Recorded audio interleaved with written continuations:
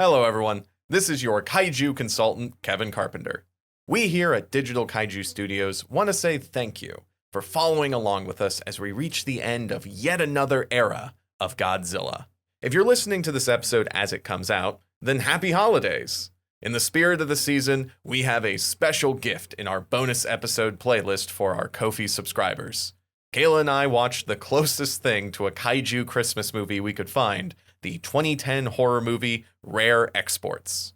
If you want to listen to it, check out our page at ko-fi.com/Digital Kaiju Studios, or check out the link in the show notes. And if you're uninterested or unable to throw some dollars our way, consider subscribing, liking, leaving a rating, or leaving a comment on whatever platform you're listening to this.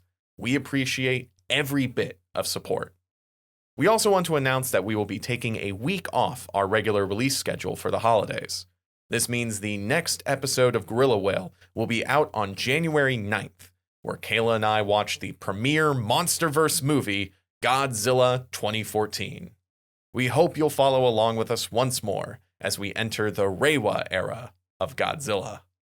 But for now, it's time for the final movie of the Millennium era, Godzilla Final Wars.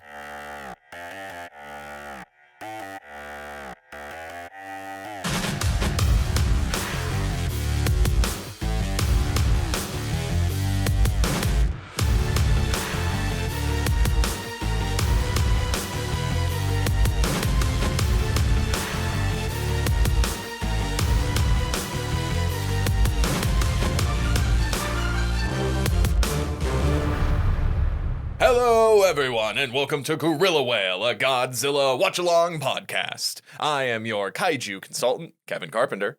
And I'm ripping off the Matrix, Kayla Knutson. That's right. Explosions, leather jackets, running along walls. This movie's got it all. Slow motion. Stopping the bullets. Throwing sunglasses like a weapon. This movie is amazing. And listen, audience. You've been with us for quite some time, unless you're starting with this episode. So, let me just say this. We discuss character arcs. We discuss narrative motifs. We discuss the greater metaphor of Godzilla in a lot of these episodes. I'm putting all that aside. This movie rocks. This movie has a mutant motorcycle melee. This is great. I love this. This movie was made by 9-year-olds on Mountain Dew. Hell yeah. This is Baja Blast energy, folks. Today, we are talking about 2004's Godzilla Final Wars, which was also the final movie of the Millennium era. Fitting. Yes. History tends to repeat itself, especially when it comes to Godzilla. So as interest in Godzilla waned with yet another period, and also there was a lot of mid-movies in this period, they were like, all right, we're going to go out big. We're going to do exactly what we did with Destroy All Monsters and just shove as many kaiju as we can into this movie to go out on like a big note. But also, we are going to ape so much of Invasion of Astro Monster. Mm-hmm. So this movie is very much a fusion of Invasion of Astro Monster and Destroy All Monsters. And The Matrix. I will not let that bone go. There's a lot of cultural references in this incredibly aughts movie. Yeah, I'll say. Jesus. So Kayla, I am kind of, I'm curious about your thoughts in this podcast where we explore our thoughts about Godzilla. I'm curious about my thoughts too, Kevin. Because readers, listeners, viewers, fellow Godzilla purveyors, I did not set out to watch this movie in 3 parts, but once again, sleepy bitch disease and 60-hour work weeks struck again.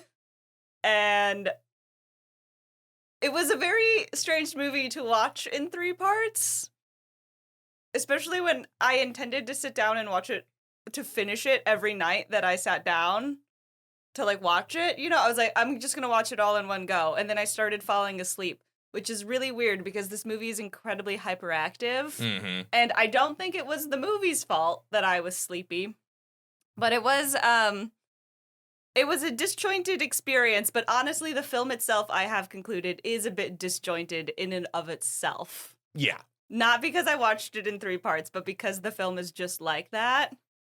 The pacing, crazy. The editing, even more so. 5-minute long. It felt like every fight sequence was 5 minutes long, and not always in the best way.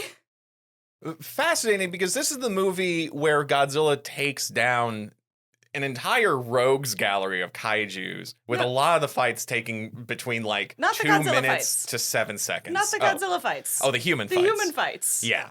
There is a point near the end of this movie where we have like the big climactic human fight, and then we cut back to Godzilla, and I went, oh, I forgot this was a Godzilla movie. Yeah. This was a very weird movie, and I cannot fully wrap around. I think my thoughts on it are nuanced and complicated, because there would be 1 second where I was like, this movie might be one of the films of all time, actually. And then the very next second, I'd be like, actually, this movie sucks. Like, the entire time, it was a roller coaster of going back and forth. There was a lot of times I was thinking, this would have been better if it was an anime. There was a lot of times I was thinking, this feels, like, unmotivated in a lot of the fight choreography. A lot of the movements they made felt unmotivated or overly, like, stylistic. There was this one moment, for example, towards the end of the movie, when General or Colonel, was he a general or was he a colonel?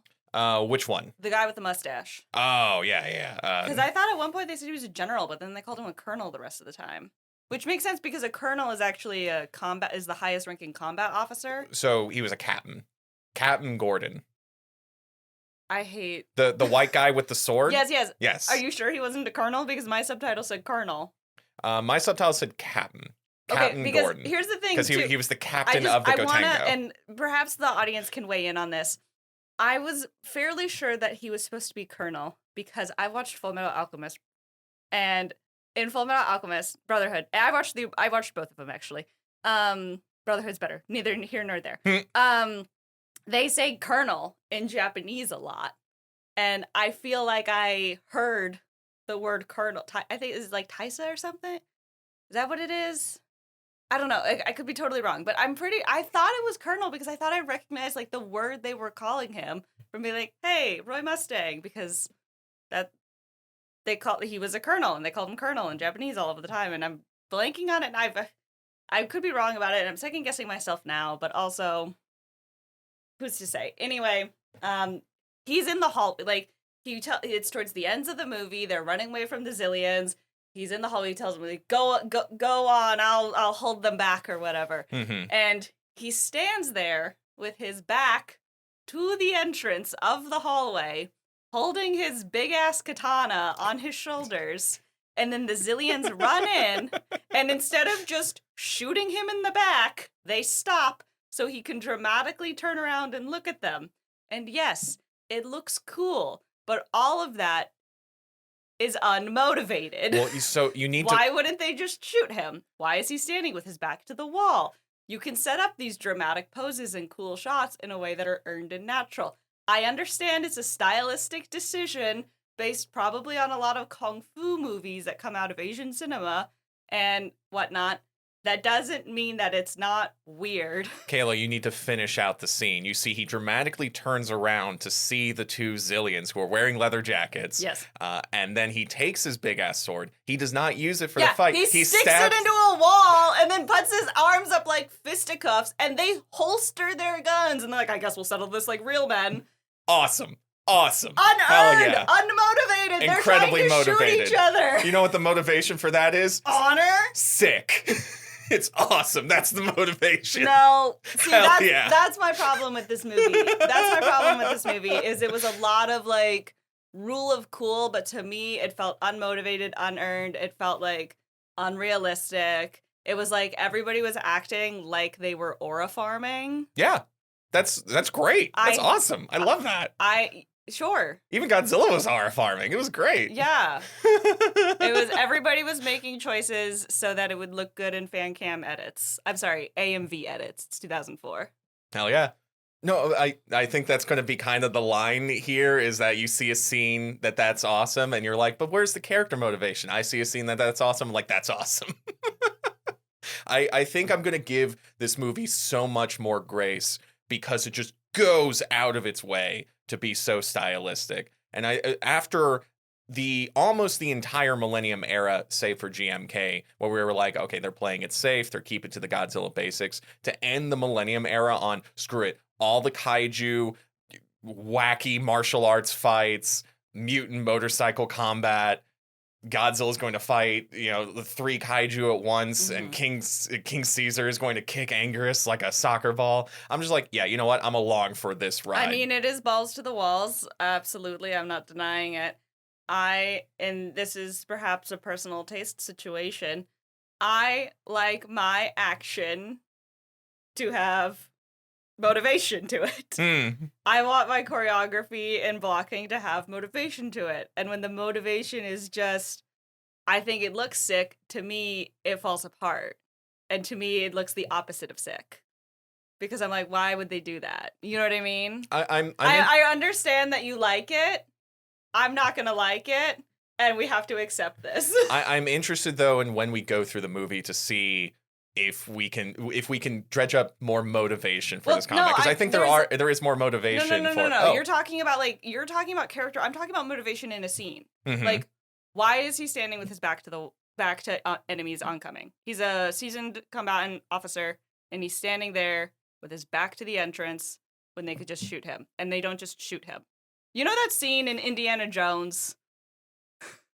That one. You know the scene. There's a lot of scenes in Indiana Jones. There's a lot of Indiana Jones movies. There's a scene in Indiana Jones where Indy is he's somewhere in a exotic country, where they're being a little bit racist about the depiction of the people there.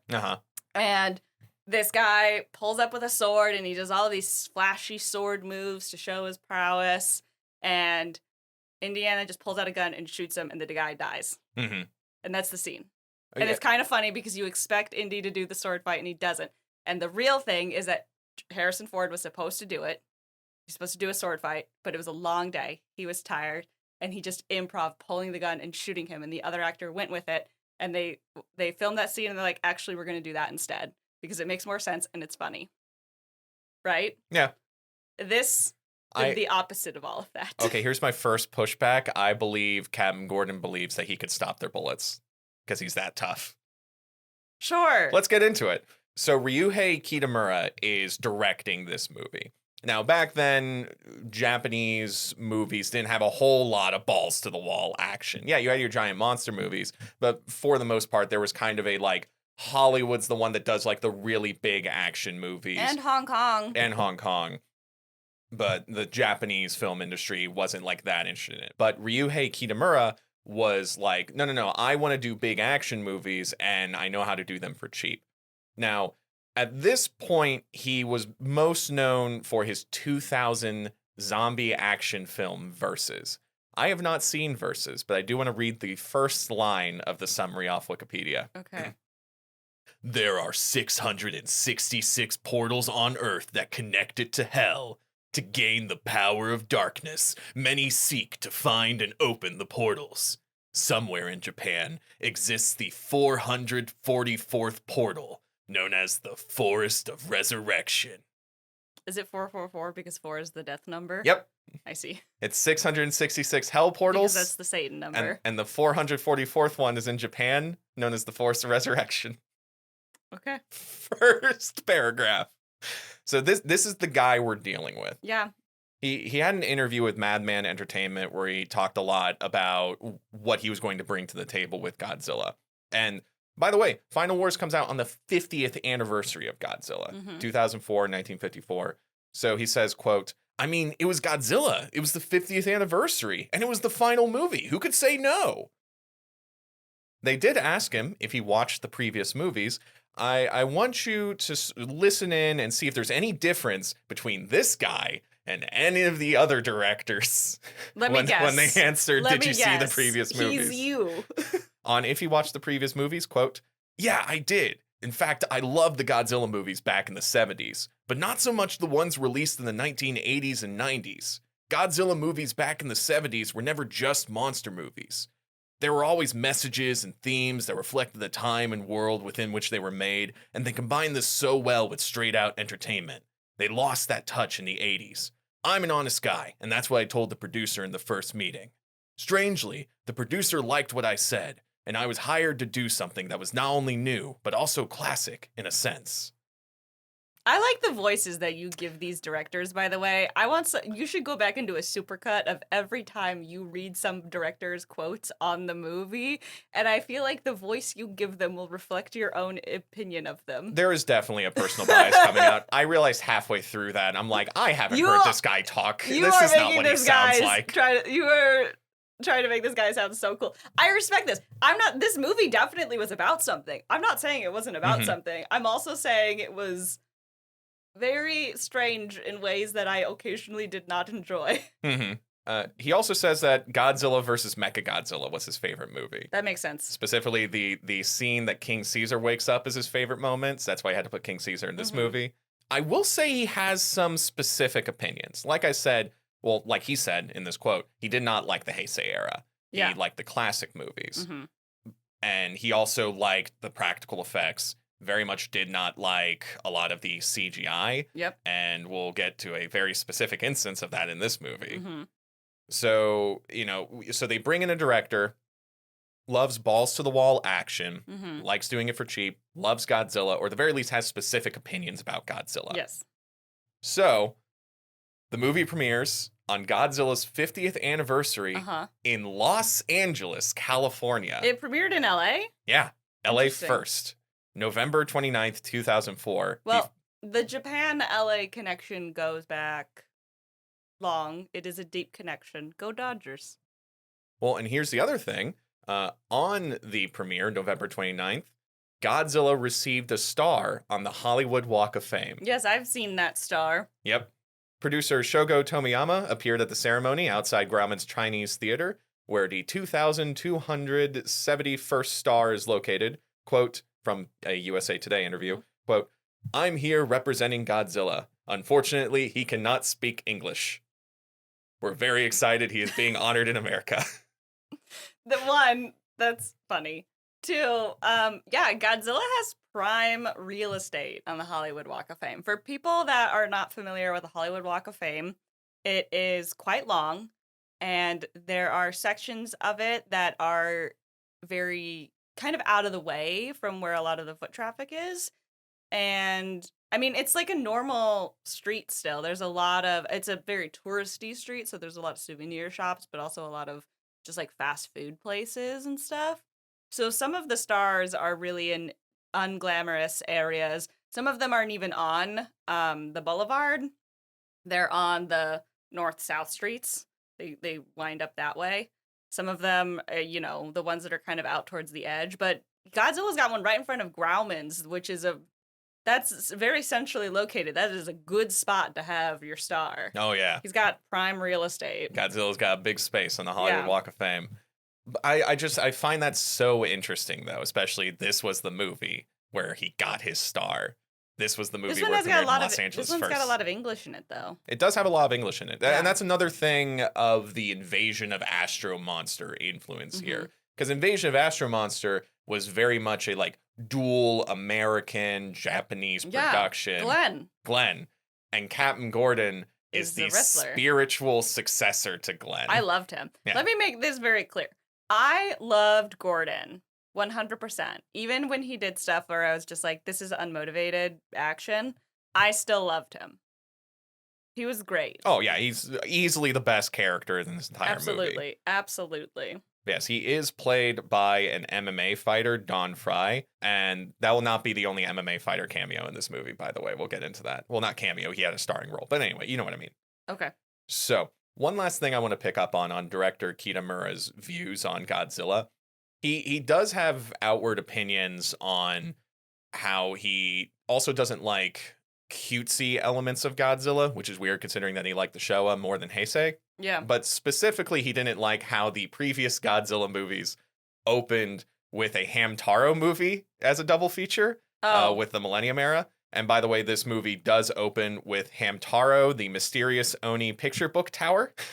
So that Hamtaro Godzilla partnership is still going strong. Okay, I just gotta say, this guy dunking on Hamtaro while he made a movie that is very squarely for 9-year-olds. Yeah. Like, come on, man. Well, and also his favorite movie was made for like the children's festival. This is the we went over that in our previous you know what episodes. This is the energy of the 45-year-old guys that are upset that Star Wars is actually for kids. It's okay that it's for kids. You can still enjoy it as an adult. You just have to recognize you're not the target audience. Sorry, I just wanted to let more of that Kayla trying to introduce Star Wars discourse into our Godzilla podcast sit. I think that Star Wars and Godzilla have very similar cultural impacts worldwide and within their home countries. They're both silly sci-fi franchises that people have way too many opinions about. People have too many opinions about it. I'm the co-host of our Godzilla podcast. I know. I'd not say I just said people have too many opinions about it. I didn't say whether or not I didn't think I didn't have opinions. It's fun to have too many opinions. Sometimes. Fair enough. All right. Speaking of too much, yeah. Let's get into this movie. So, Godzilla Final Wars.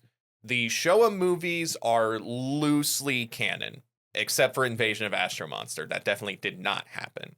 We get a little montage of like 60s and 70s monster movies. We see like the costumes and all that, kind of similar to Godzilla Tokyo SOS.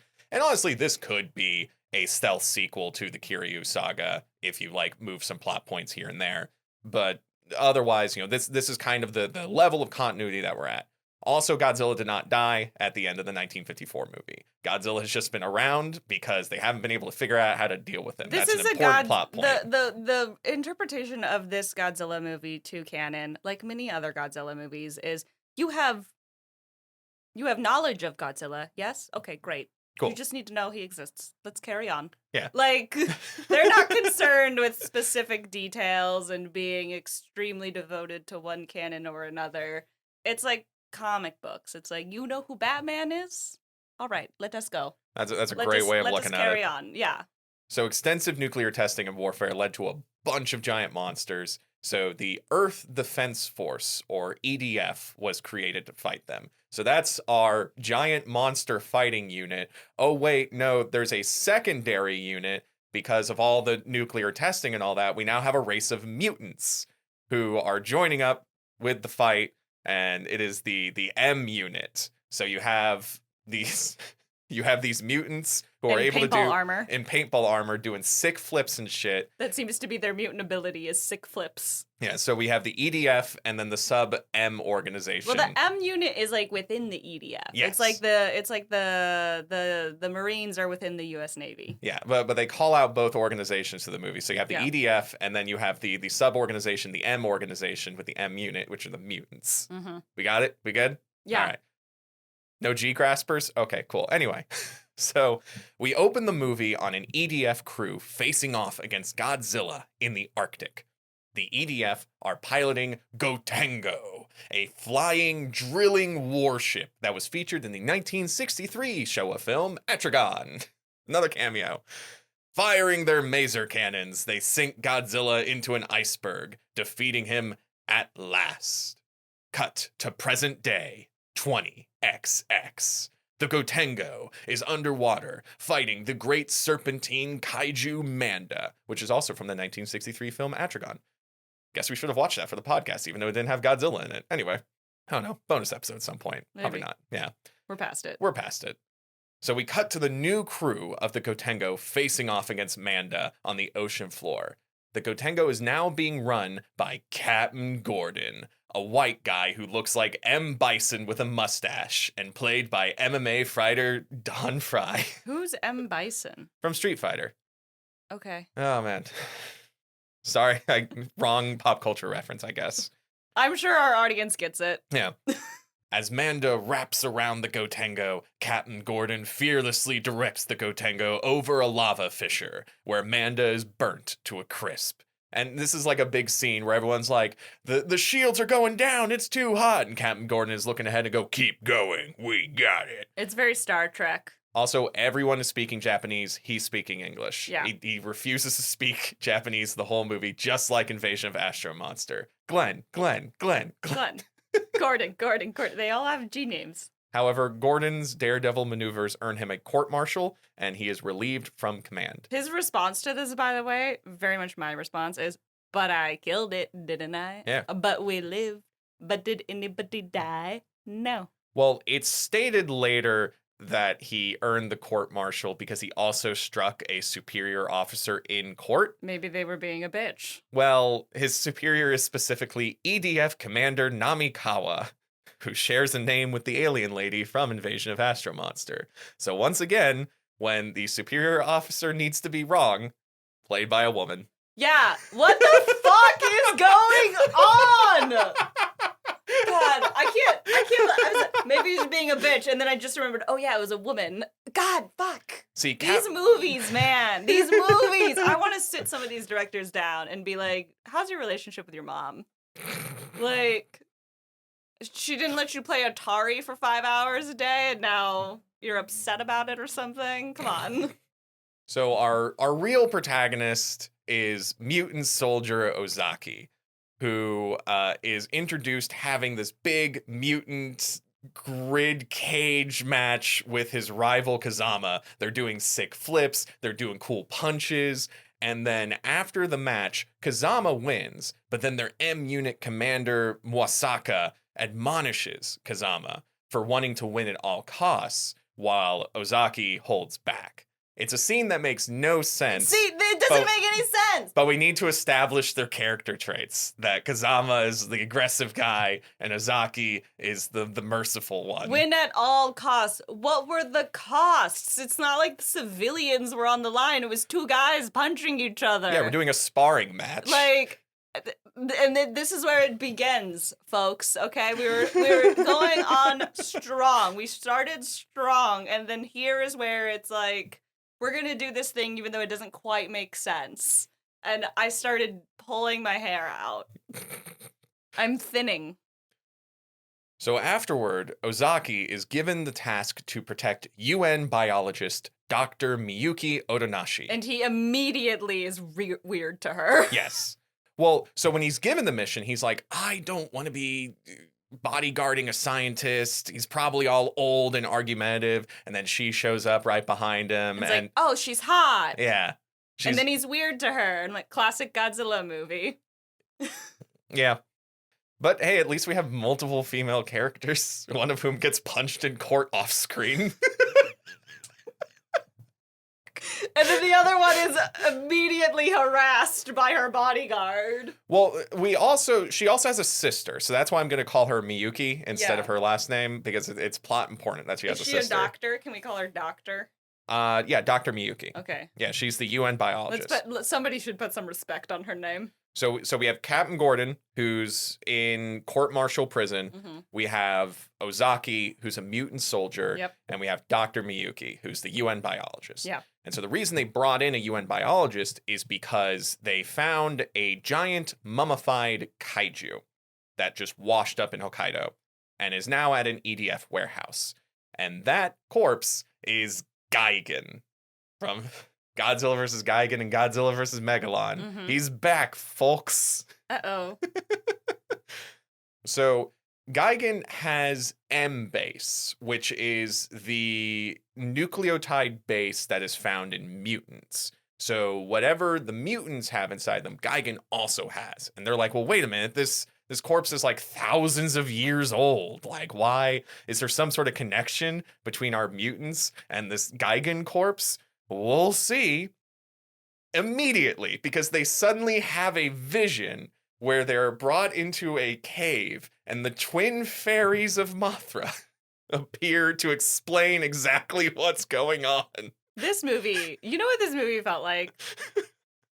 One, I really would have liked this movie a lot more, I think, if I saw it when I was 9. And 2, this movie felt like, and I think I've said this about a couple of the other Godzilla movies, it felt like a bunch of kids on the playground playing pretend and being like, and now this happens. Instead of there being like, this happens because it has to happen for the plot and or because it's cool, instead of there being like logical motivations or pacing or anything like that. But hey, I love Mothra and the Twin Fairies, so you know, I'll only complain a lot. Yeah, this this is a movie that wants so much in it. It wants all the kaiju. It wants mutant matrix fights. It wants all of this different world building going on. So we have to get to the next thing immediately. What's the director's name? Ryuhei Kitamura. Ryuhei Kitamura was like, you know what? I'm doing the 40th anniversary final Godzilla movie. I'm putting every single Godzilla movie into 50th this movie. anniversary. 50th. Fuck. Edit it. Fix it in post. Continue. This movie doesn't give a shit. Why should we? This movie simultaneously doesn't care and cares a lot. I don't know how to feel about this movie. Can we talk about the uniforms? Why are there nipple patches on the coats? Wait, hang on. Which on the Zillions? The like formal uniforms. For the Zillions or for the mutants? For the EDF, for the mutants in the EDF. They have. Did you not notice? They were distracting. I didn't know. They had. Didn't notice the nipple they had patch. red nipple patches. They had like the hockey coats. paintball gear where they have like plates. The coats. Oh, they have the coats. Okay. With the Nazi armbands on them. The red armbands on the black coats. Okay, they're not specifically Nazi armbands. They don't have a Nazi symbol. Japanese military has a history of having armbands. It is a red. I'm just saying. It's not a great look coming from Japan. You know what? That's fair. That's fair. I saw it and I immediately was like, wait. They don't spend a whole lot of time in those coats. No, they're mostly in their paintball gear. Yes, but they have the weird coat with the red armband. Again, not a great look. And then the nipple patches on their coats. Kayla, we don't have time for that mystery. We have to introduce a mystery and then immediately explain it. I want to just talk to the customer why they had nipple patches. You see, Miyuki and Ozaki have a vision where they're brought into a cave right after they ask, like, why does Gigan have M-base just like the mutants? And then the twin fairies of Mothra are like, well, Gigan came to Earth and fought Mothra 12,000 years ago. There's a little cave picture there to explain it. So that's like a line of dialogue. They're like, look over there. I should have been high when I watched this movie. So how Gigan's DNA spread to the humans isn't exactly explained, but the twin fairies do state a theme of the film to Ozaki if this film has themes. It does. The monsters are like global warming or something. No, that's Monsterverse. Well, actually, they're the answer to global warming. But anyway, that's the next episode. No, I'm pretty sure I wrote it at the top of my very first bullet point was, okay, so the monsters are global warming. But you see, the twin fairies look at Ozaki and state, you have this evil in your blood, but you have a choice in deciding what you are. What the fuck? Yeah. Hey, listen. Your heritage is evil, and that evil is in you. But also, you can be one of the good ones. What a weird ass. And then they give him an amulet that looks like a small sword, and they never explain what it does. No, it doesn't matter what it does. It doesn't matter. It doesn't matter because it never does anything, because this movie is only concerned with things that seem cool, and then it has got so much going on, it forgets things. Meanwhile, reporter Anna Otonashi, who is later revealed to be the sister of the UN biologist Dr. Miyuki, she interviews United Nations Secretary General Daigo. And for some reason, Daigo is on this huge video screen while she herself is like on a stool. For some reason, because it's cool. Because it's cool, you're right. Why am I questioning this? So it's like he's talking about being part of the UN, his trip to New York, and his dog Clint that he misses very much. Daigo then boards a plane, only for it to be destroyed by a quick flying creature. Oh, and by the way, real quick, just a real quick fun fact about that. So Daigo is played by Akira Takarada, who also played astronaut Fuji in Invasion of Astro Monster. Hey, the dubbing, can I just say that the dubbing in the New York scene was atrocious? We're going to get to that. We're going to get to that. We're going to park our car and we're going to take off our seatbelts and we're going to linger on that. I'm going to talk about that when we get to it. Okay. Actually, no, we're there. Yeah. So let's park our car real quick because this is... What the fuck? So a giant flying creature destroys the plane carrying the UN Secretary General. And then we cut over to New York. A white cop... a white cop is towing a black pimp's car while another black man who is drunk off his ass watches on. It's also, this movie is made in 2004. Tell me why this scene seems to take place in the 70s. This scene is like, it is, they're like, like the pimp is dressed like it's the 70s. And then it's as racist as possible. It is so racist. It is so, it's comically racist. The other weird thing is that the pimp and the drunk are speaking English, but the cop has to be very badly ADR'd. Like his lips do not match his speech at all, and also the person doing the dubbing sounds like, "Hey man, listen, I'm just towing your car. Don't be unreasonable about it." Like some Joe Pera shit. It's so weird. And then the pimp is like threatening to shoot the cop. Yeah, he pulls a gun on the cop. Yeah. And I'm like, okay, if this was real, the cop immediately would have killed him. Yeah. Like, well, and then the cop pulls out a gun and they're pointing guns at each other. And then Rodan flies into New York, starts blowing shit up because of the force of his wings, and I'm going to play an audio clip from this movie here, but I need you to know that like the pimp and the cop look up at Rodan, and then their hats fly off their heads with this like cartoon zwip sound effect. Yeah. And then everything explodes, and we get a quick shot of the pimp flying toward the camera. Like by the force of the explosion. I swear to God, this guy is only, like, his only experience of New York is maybe some, like, Reagan PSA ads or something from the 80s, like, don't do drugs. Like, crazy. I want to know where he got this impression. In the year of, 2004 was not a good time. It was still deeply racist, deeply homophobic, deeply misogynistic. You seen Mean Girls? That was in 2004. I love Mean Girls. That movie is a cultural timestamp of how fucked up the 2000s were. But yeah, it was great. And then this premiered in Los Angeles. Yep. So I do have to ask, is this scene more or less racist than the Pacific Islander blackface? You know, I don't know that us, two white kids from flyover states, should really be quantifying what was more or less racist. Fair enough. In these foreign films. No, you know what? We don't have time for it. Let's move on to the next thing. So, Rodan isn't the only kaiju wreaking havoc. Anguirus finally reappears, and he appeared in Shanghai. Yay, Anguirus! Fuck up Shanghai. And King Caesar is in Okinawa, and a Kamakura, the little praying mantis creatures, one of them's in Paris, and Zilla. Yeah, Zilla's back. That was hilarious. Back, and he's really, really bad CGI. Like, everyone else, all the other monsters are like a mix of like suitmation and some CGI. Like, they CGI Kumanga, the giant spider, and it's like very obvious. But Zilla is specifically very bad CGI. Why did they have to do my boy like that? Well, remember... Why couldn't they make a suit for him? Remember, the Millennium era can be seen as a response to Godzilla 1998, especially with the amount that they reference how much the 1998 movie they didn't like. You know, here's the thing about America. We live rent-free in other people's heads. But I will also say that director Kitamura stated at the film's world premiere in Hollywood, quote, "We stick to the special effects. That's what..." Hey, no, I gotta do my Kitamura voice that I decided that he has. Give him the cool bro voice. "We stick to the special effects. That's what we've been doing for over 50 years. And that's why Hollywood doesn't do it. So on the first meeting, I told everybody that we stick to the special effects and the live action instead of CGI. So it's a CGI monster Hollywood Godzilla versus our man-made live-action monsters." I resent that.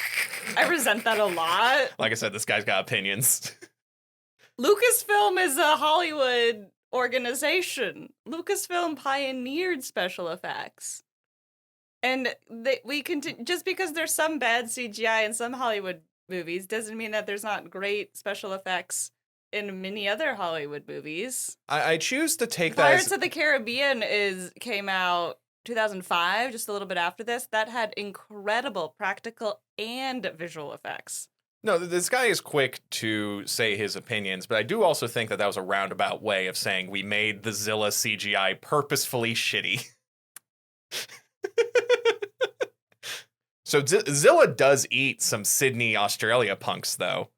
Yeah. So also, there's that. That's funny that they have Zilla in Australia instead of in New York. Yeah, this is a little weird. It just feels like if they were going to fully, like, go for the throat on it, they should have just had it in... He should have eaten the racist cop and the racist pimp.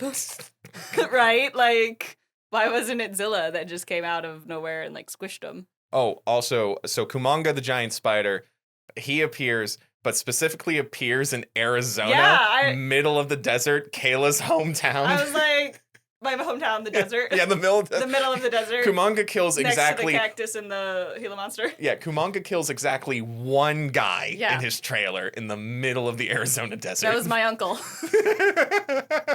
How dare you laugh about that? Oh no, now there's only 5 people in Arizona. There's only 5 people. Fastest growing state for some reason. Oh, also I need to state that every country has their own color tone whenever we cut to them. Yeah, the color grading in this... Yeah, I haven't... Here's like something they do the Breaking Bad Hold on, I thing. haven't complained about this yet. Okay. The color grading in this movie was...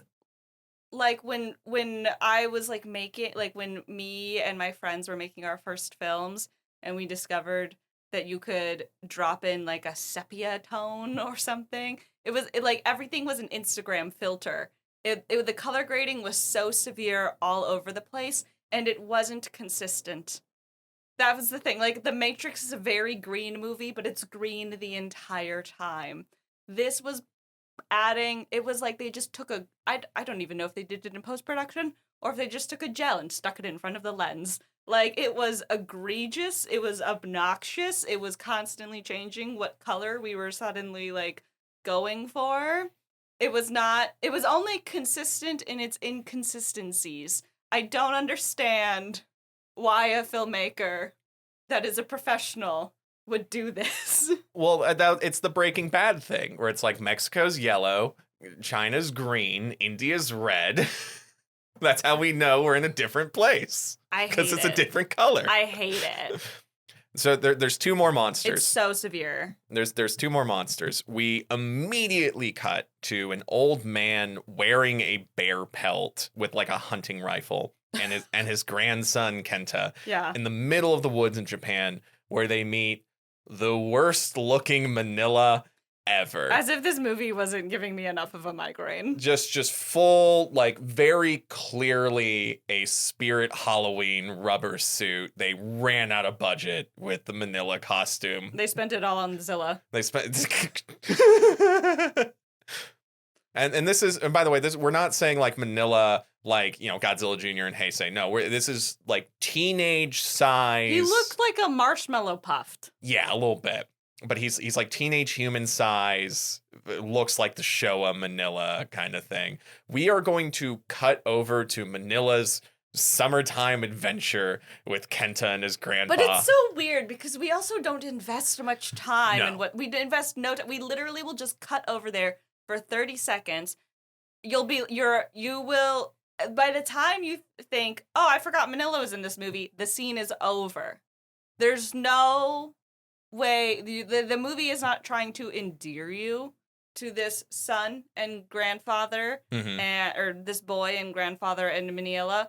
It's just they're here, they're in a car, they're going someplace. It's amazing how the editing works, because literally the moment you forget that Manila's in this movie, they cut over to like Manila and the 2 humans doing nothing. Yeah, and you go, oh yeah, Manila's in this movie, and then you go back to whatever else was happening before you cut over to Manila. Exactly. It's, again, this movie made by 9-year-olds on Mountain Dew. Hell yeah, it's awesome. Just crazy all over the place. This was the 50th anniversary. Hell yeah.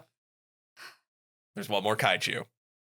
Ebirah, the giant shrimp lobster, attacking a petrochemical plant in Tokai, Japan, and the mutant squad are dispatched to fight it. So no Gotenga, we don't have any ships or anything like that. They have some like jeeps with miniguns on the back, but they're immediately destroyed. Yeah.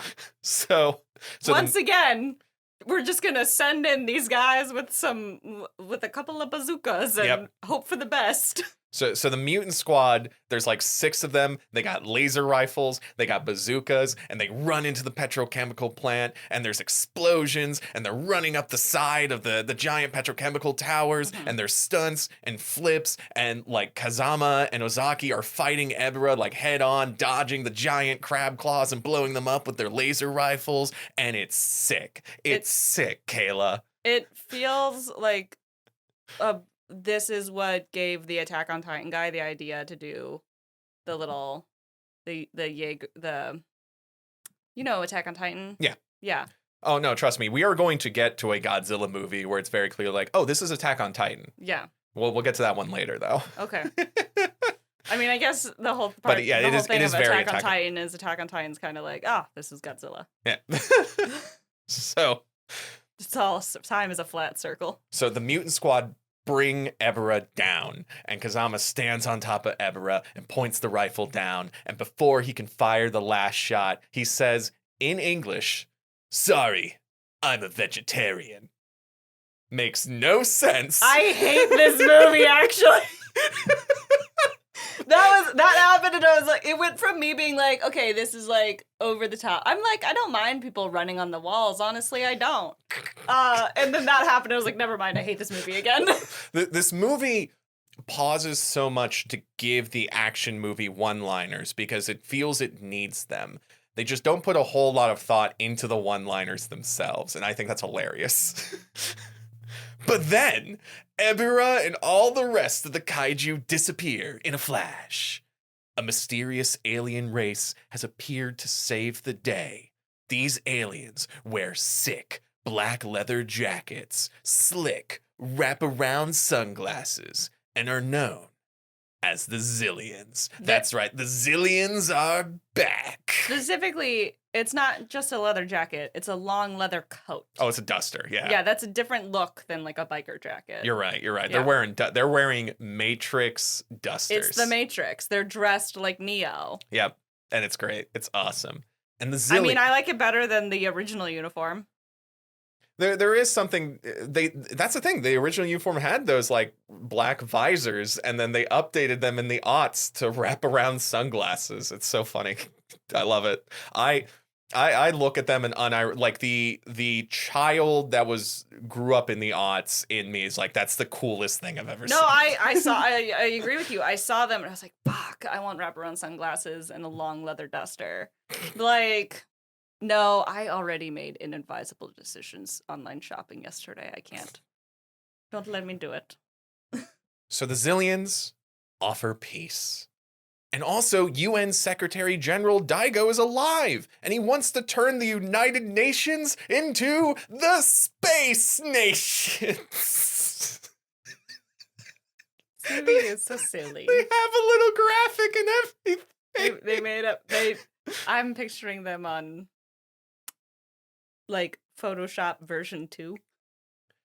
There's also a quick cut, by the way, just a Japanese pop cultural reference. Kenji Kohashi, who was a celebrity at the time, he's playing himself. He's on a radio show, and he's like, yeah, I'm renaming myself to X because the Zillions are so cool. Yeah, that guy, Exu.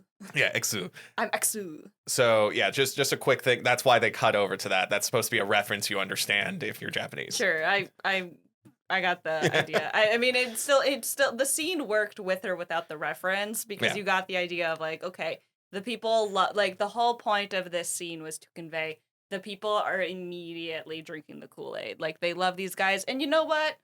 Honestly, why wouldn't they? They just stopped the apocalypse from happening, and they look so fresh, and they look so cool.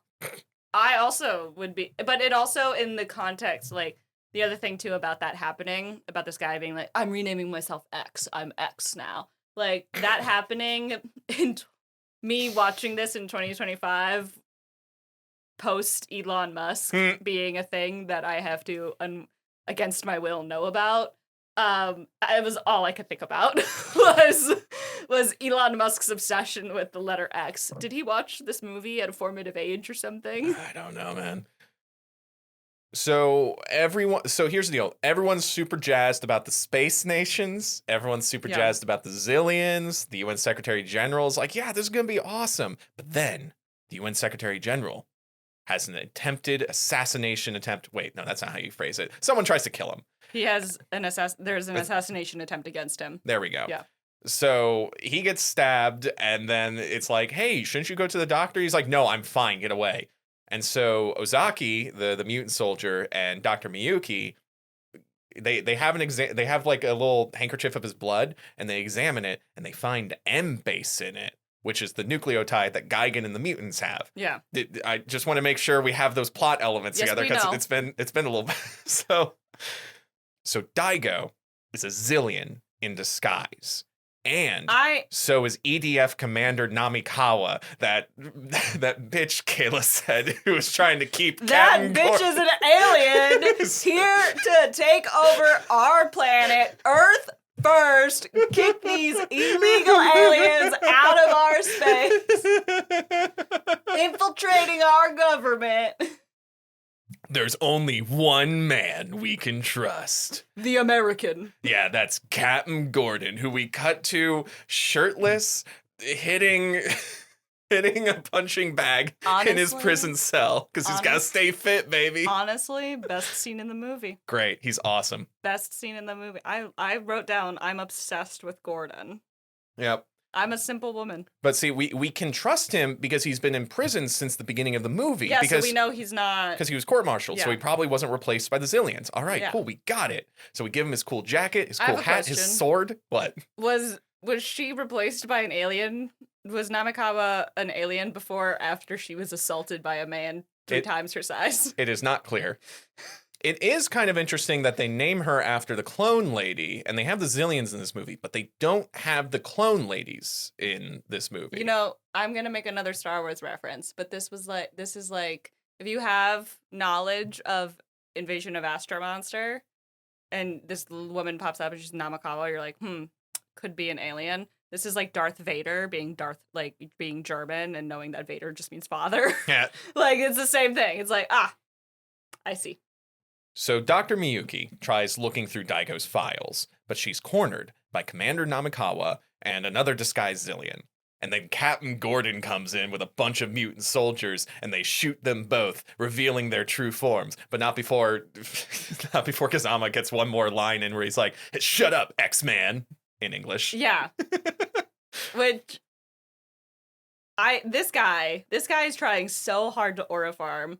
Meanwhile, Gordon makes a sex joke and I laugh at it. Yeah. Like, I don't know. I don't know what to tell you guys. Either you have the Riz or you don't.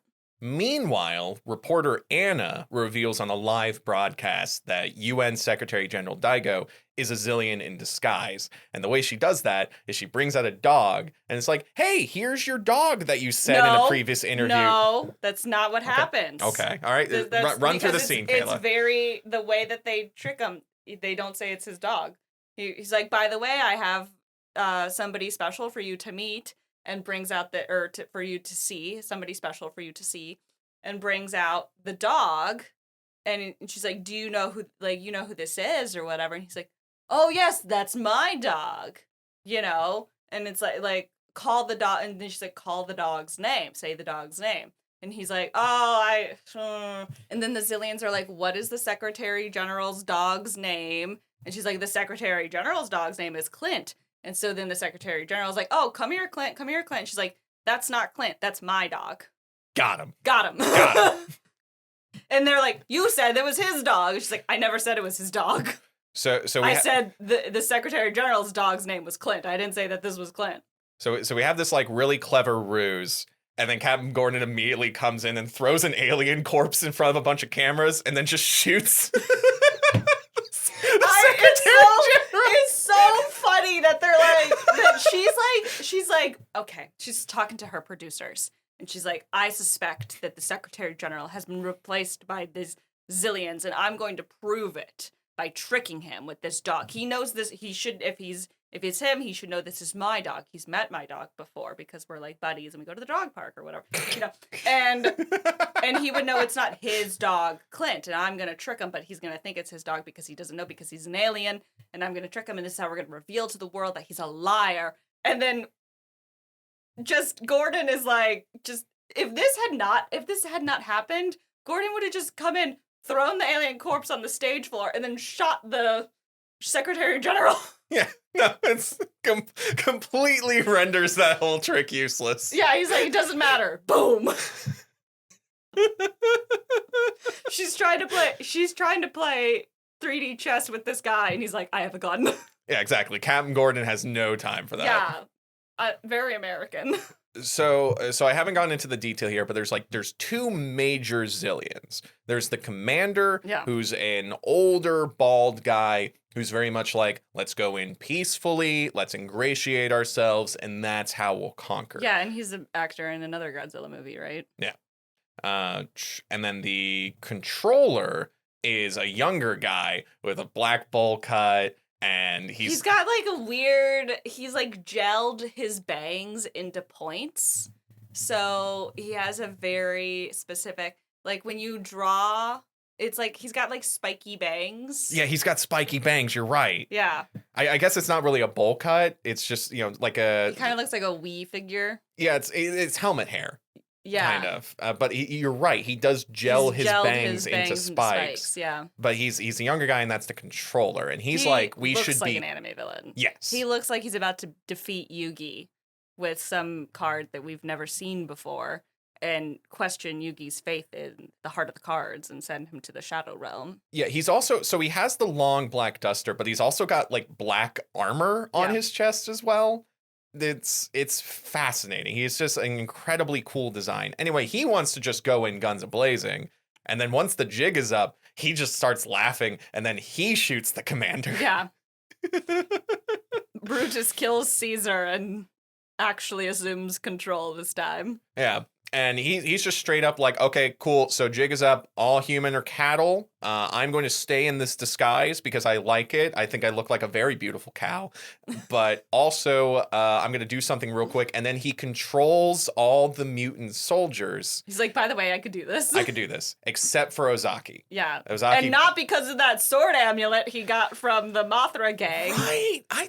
It's just because he's special. He's special. It's heritage. You see his blood. It's special. Yes, and then we'll get to that later. The eugenics in this movie. Again, you can see why I was suspicious of the red armbands. So M Unit Commander Muasaka, he was the one that admonished Kazama and Ozaki for having a bad sparring match, I guess. He's like, I'm gonna hold off the mind-controlled mutants. Captain Gordon, we need you to save the world. And then he fights like a dozen guys as everyone else runs away. It's cool. It's a very cool scene. It's just the way he looks at Captain Gordon is almost tender, but like Don Fry, the guy, I think they explored each other's bodies in the academy. But also Don Fry, like he's doing the Glenn thing, the Nick Adams thing, where he speaks English and everyone else around him is speaking Japanese, and I don't think he knows Japanese. He doesn't bounce off what people are saying a lot.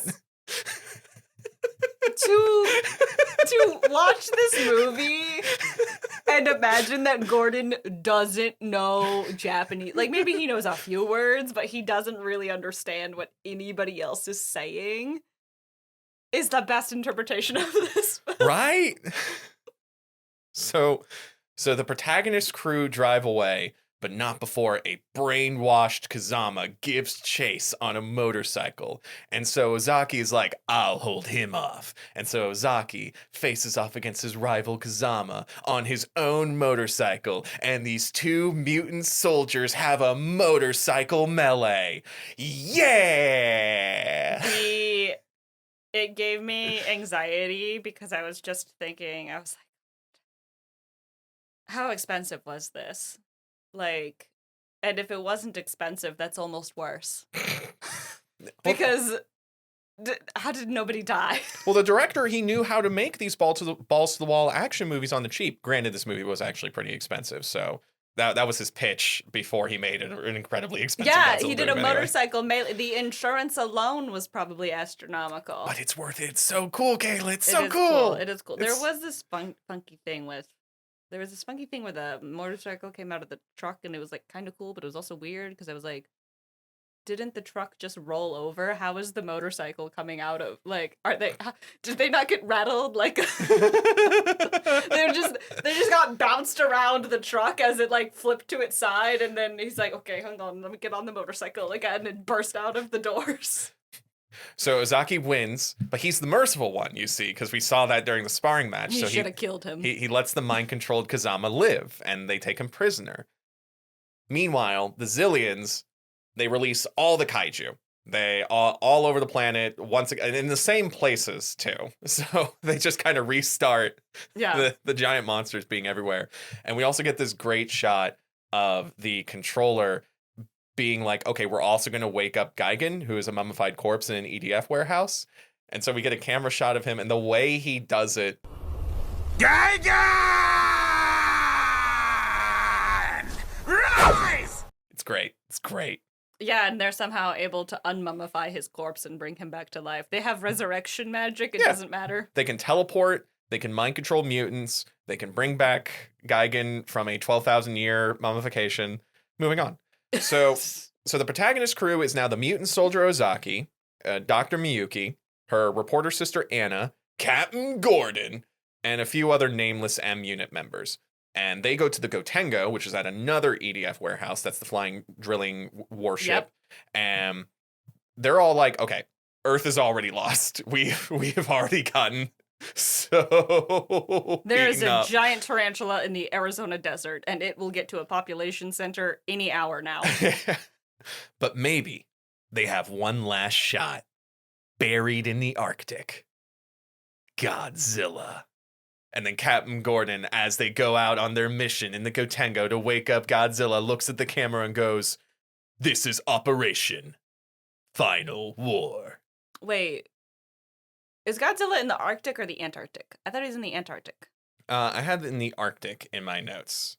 I don't think they go super into which frozen pole of the Earth he's in. It kind of matters. Does it? Geographically. I thought he was in the Antarctic. Okay, fine. I'll pause real quick. I'll look. I want to know. Is he a captain? Is he a colonel? Are they in the Arctic or the Antarctic? You really want these small details in Godzilla Final Wars. I'm sorry that I care about the details. Everybody should care about the details. All right, you know what, Kayla? You're right. It's Antarctica. Antarctica. So, okay, cool. Because there's less people. It's just penguins. And the thing. Well, there's also 2 people in it. And one of them is Glenn! Yeah, so they fly the Gotengo to the Arctic, and then there is these 2 incredibly jacked workers. To the Antarctic. Yeah, to the Antarctic. They are safeguarding the site that Godzilla has been buried in, like Godzilla Raids Again style. They buried him in an ice floe. And it's, the characters are named Glenn and Nick, which is a straight reference to Nick Adams playing Glenn. Hell yeah. Yes. But they are also played by Gary Goodridge and Ray Sefo, who are successful kickboxers and MMA fighters. The director just really loved MMA. Sure. And it's so reporter Brett Hominick of Vantage Point interviewed both of them. And essentially, director Kitamura was an MMA fan and specifically asked them to cameo in the movie. Like, he approached them, was like, hey, can you be in this? And so you just have these 2 incredibly jacked dudes in Hawaiian shirts just appear speaking English to each other. And they're like, oh, hey, the Gotengo's here. What are they doing? They say that they're going to release Godzilla. What? And then they die. And they said there's no bears in the Antarctic. There's 2 right there. Exactly. So the Gotengo wakes up Godzilla. Godzilla immediately blows up Glenn and Nick. Rip. And then Godzilla turns toward the Gotengo for round 2. I love, by the way, he wakes up years later, immediately ready to throw down again, because that's Godzilla, baby. Yeah. And then the controller releases Gigan on Godzilla. And then Godzilla quickly decapitates Gigan. Like, this fight is less than a minute. Yeah, I appreciate, actually, how quickly the kaiju fights are. Well, that's going to set the tone for the rest of the movie, because there are so many kaiju in this film, and every fight is going to be, like I said, 7 seconds to like a few minutes max. Yeah. See, the plan is we've reached the Godzilla threshold. We woke up Godzilla because he's the only card we have up our sleeves at this point. So the Gotengo leads Godzilla around the globe. By the way, they do when Captain Gordon is like, I got a crazy plan. We gotta just wake up Godzilla and he can take out all of these kaiju. The other people in the crew are like, but then what? But then we've released Godzilla. Like, what happens then? And Gordon is like, listen, the Earth is already lost. We either just lay down and die, or we unleash Godzilla to fight the alien threat, to take down all the other kaiju. And then maybe we have a chance. And they're like, but what about Godzilla? What is your plan on Godzilla? They kind of like go over this a whole lot. He gives kind of an unconvincing, like, oh, I'll put him back. He's like, well, I've put him back before. And then we flash back to a young Gordon being the one that like shot Godzilla down into the Arctic ice shelf or Antarctic ice shelf. So it turns out like, I mean, he's like, I beat him once before. I could do it again. He'll be tired after fighting 10 million kaiju, you know? And I'm like, like it feels, to me, in a way, it does kind of feel like it's a little akin to the nuclear option in a lot of ways. Oh, yeah. It's the trope codifier Godzilla threshold. Yeah, you only wake up Godzilla when you have no other options. It's interesting to present Godzilla as the nuclear option itself. Yeah. But they also, this is in the context of many other nuclear bombs have already been unleashed. So, like, we might as well. Yeah. Kind of a thing. So we're on the globe-trotting Godzilla tour. The Gotenga's like, Godzilla's pissed off at our warship, so we'll just kind of keep a distance while we go around the Earth and just lead him to all the other monsters. So the first one is Zilla in Sydney, Australia. See, that's why it is important geographically that they are in Antarctica. That is why Zilla is in Australia, because they wanted to take down Zilla first, and Australia is close to the Antarctica. You know what? You're right. That is why it mattered. I was like, I know it matters. It matters because it's the geography of the world tour. You're totally right. So we're all to blame by Sum 41 starts blasting. That was crazy. I had We're All to Blame by Sum 41 on my iPod as a child. and I saw in the opening credits, which were very difficult to read, and I felt like they were going to give me epilepsy. The opening credits should not be difficult to read. That was when I knew that this movie was going to be very overwhelming. It said Sum 41, like music by Sum 41, and I was like, what? Yeah. Okay. Sure. They blast a Sum 41 track with words as here's the entire fight. Zilla jumps toward Godzilla. Godzilla hits him with his tail into the big Sydney Opera House. The Sydney Opera. Is that what it's called? Yeah, Sydney Opera House. And then he blasts his atomic breath into Zilla, and that's it. That's it. 17 seconds. And in theaters around the world, people who hated the 1998 movie cheered as the Millennium era did one last final fuck you to Zilla. And yet, Manila's in this movie? Okay. So Godzilla fights Kumanga in New Guinea. Kumanga tries to hit him with some nets, and he just like grabs the silk and he spins him around, then just like throws him, blasting off again, Team Rocket style. Yep.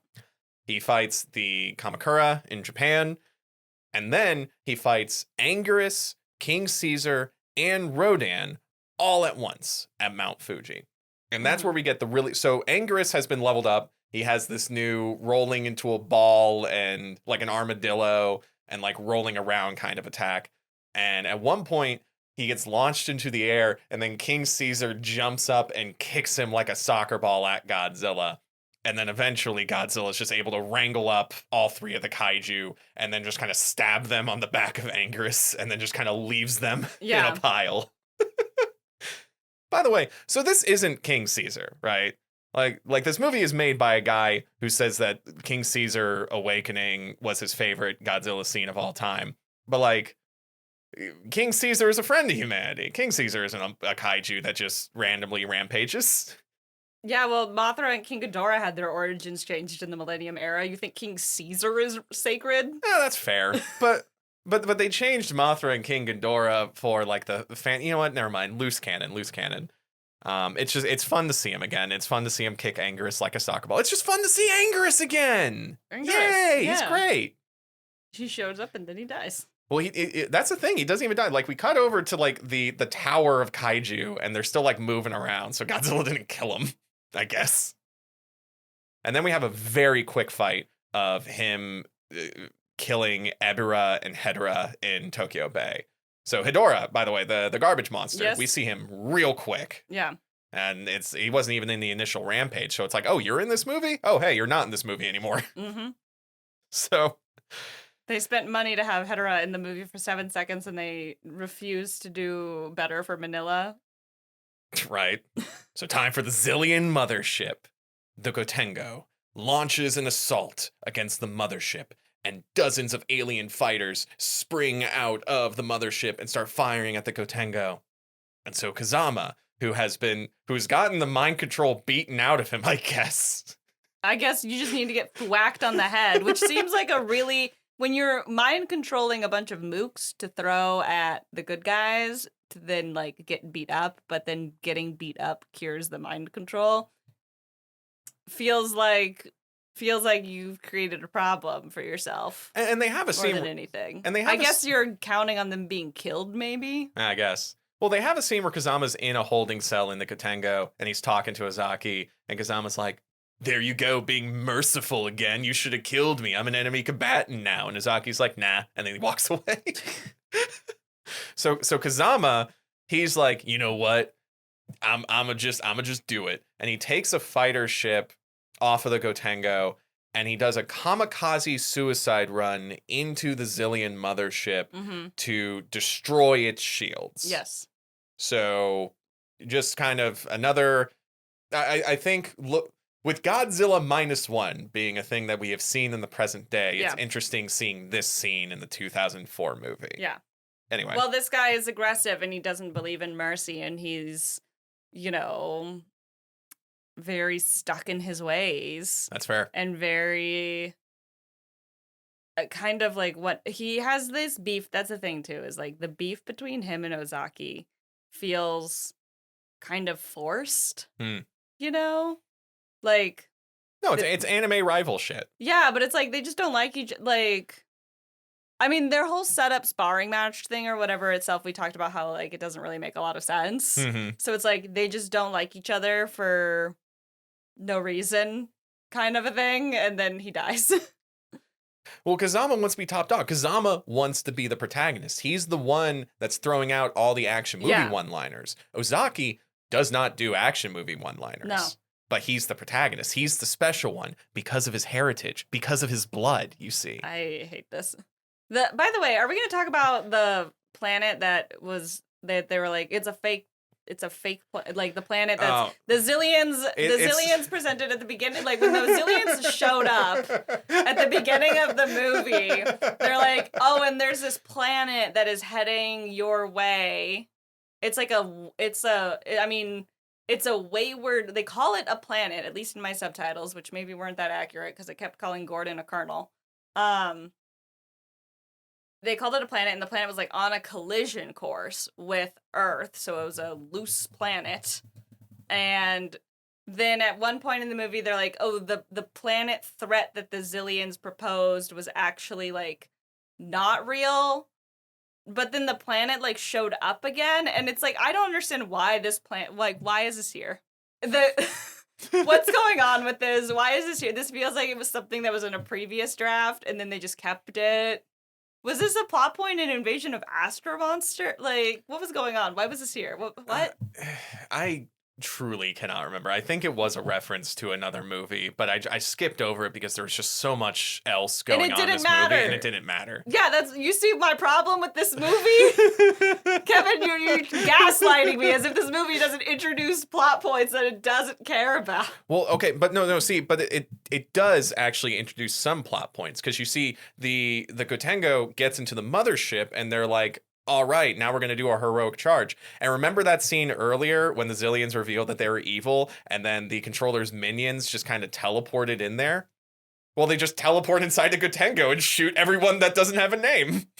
literally, I'm watching this movie and I'm like, oh yeah, they can teleport. Huh.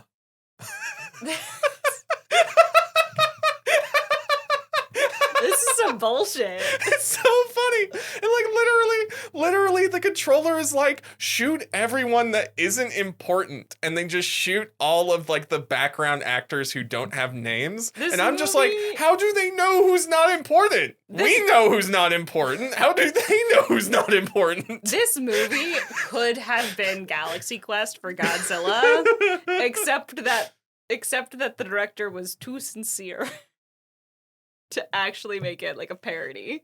And it's so funny because it's like them teleporting inside halfway through the movie when the Zillions reveal that they're evil. It's like, yeah, this is for dramatic effect. And then it becomes a relevant plot point when they just teleport inside the warship. I mean, God, at least it became relevant to the plot because every other fucking thing in this movie is for dramatic effect and it's meaningless.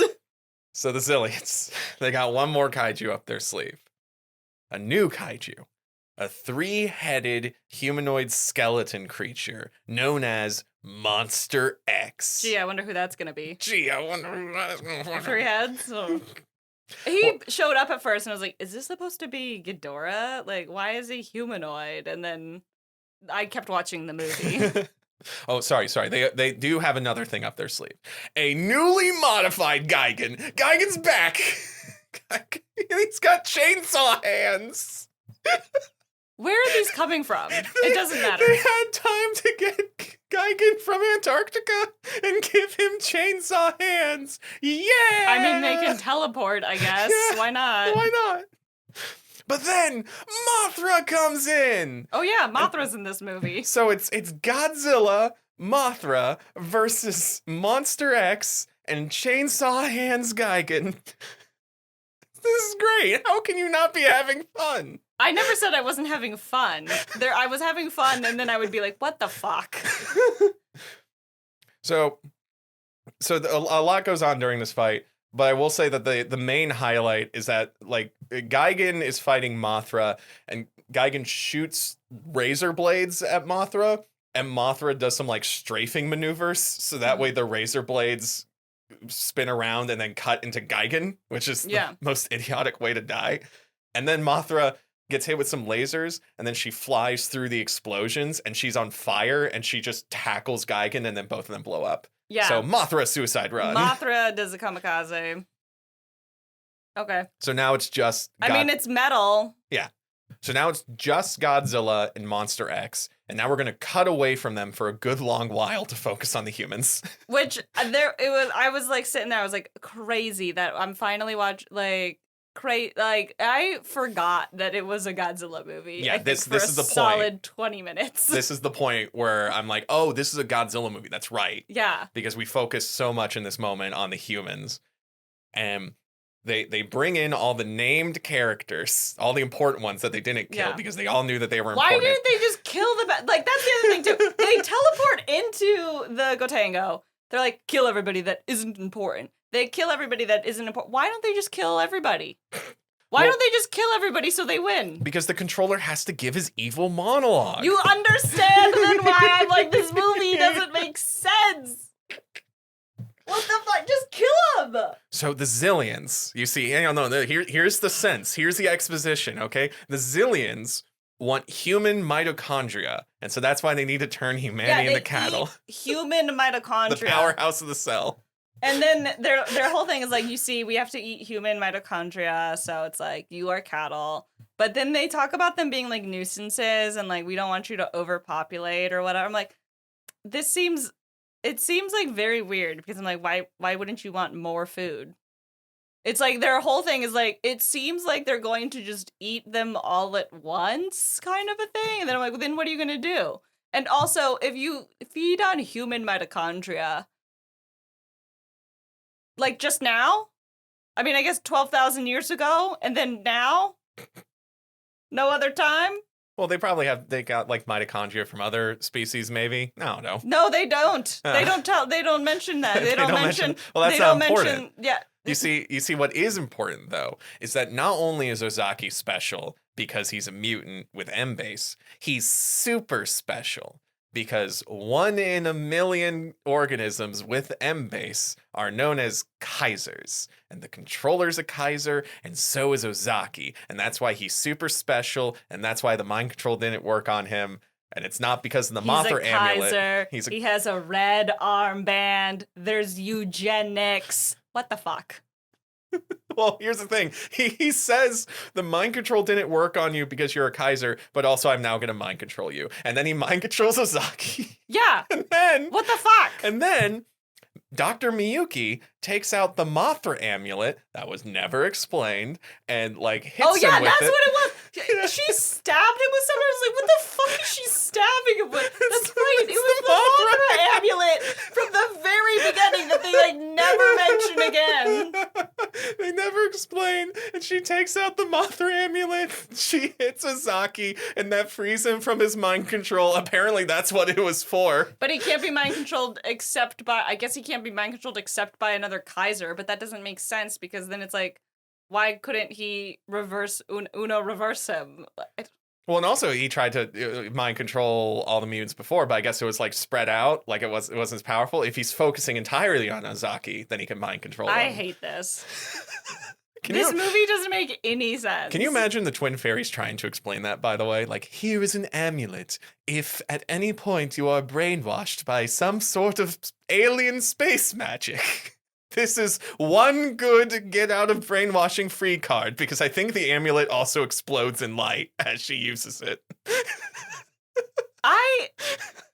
What the fuck?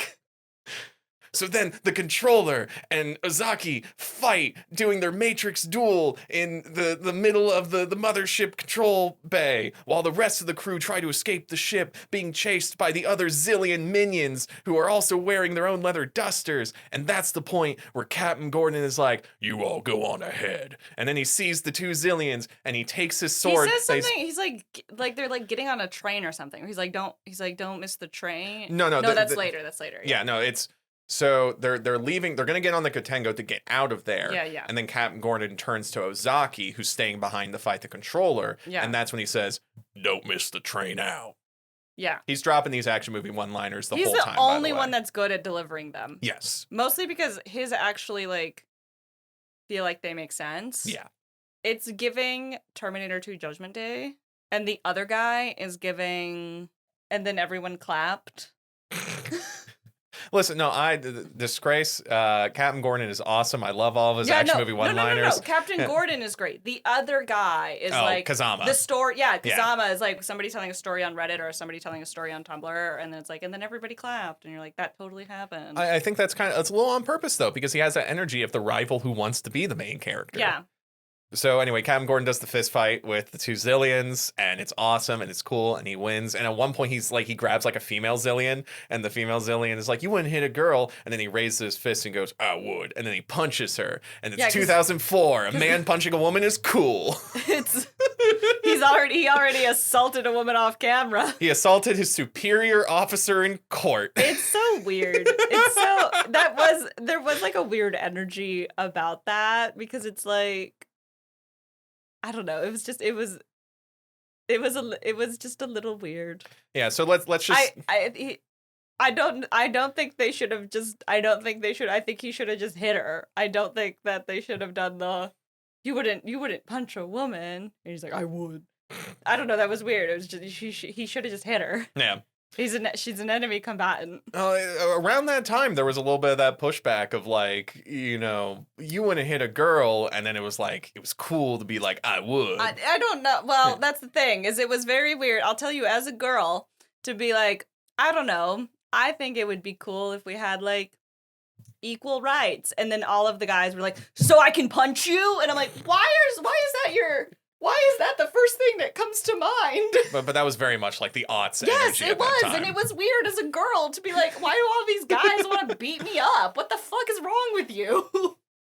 Well, speaking of beating up, we've got Ozaki fighting the controller in the control bay, and it's really cool. And at one point, there's like bullets fired at Ozaki, and he stops them full Matrix. Kylo Ren style Matrix. Kylo Ren style? Well, That's Neo in the Matrix. Yeah, it's Neo in the Matrix, but also they're like laser beams. So it's like when Kylo Ren stopped the laser beam as well. But no, Neo in the Matrix style. You're right. That's exactly what it is referencing. What Kylo does is Neo in the Matrix.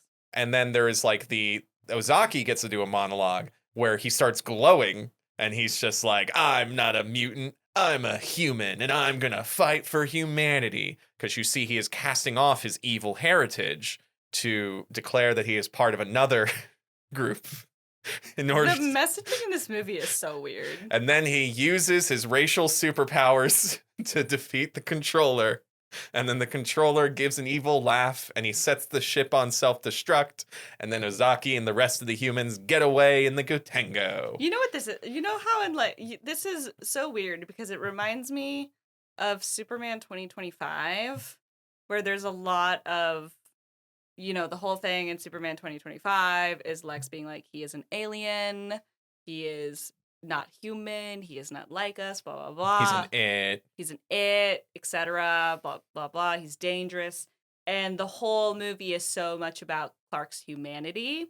And his big speech to Lex at the end even is like, that's what you don't get, is like, I hurt, I feel pain, I'm scared. That's what it is to be human. I'm as human as anybody else, because having like humanity and having like personhood is not restricted simply to being of the species Homo sapien, This movie feels very similar to that, yet like it doesn't pull it off. It just feels really weird. It feels really weird about the blood and the heritage and that there's evil inside of you you're genetically predisposed to evil. I will say it also doesn't really connect to the Godzilla character plot. It doesn't. It's just something that's like happening, and I'm like, how does this fit with Godzilla? How does this fit with like are the Zillions then like are we meant to think then that the Zillions are just evil?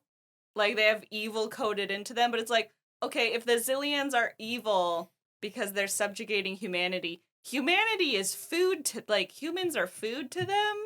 So then it's like, are people then evil for having, like, cattle? Which many vegans would say yes, but I don't think that's what this movie is trying to say at all. No, the only time they really compare humanity to Godzilla is there's a scene where Ozaki has the controller on the ground and he's punching them in the face, and then there's a big TV screen in the background where Godzilla has Monster Godzilla X. is punching another monster in the face, like, huh? And it's like, yeah.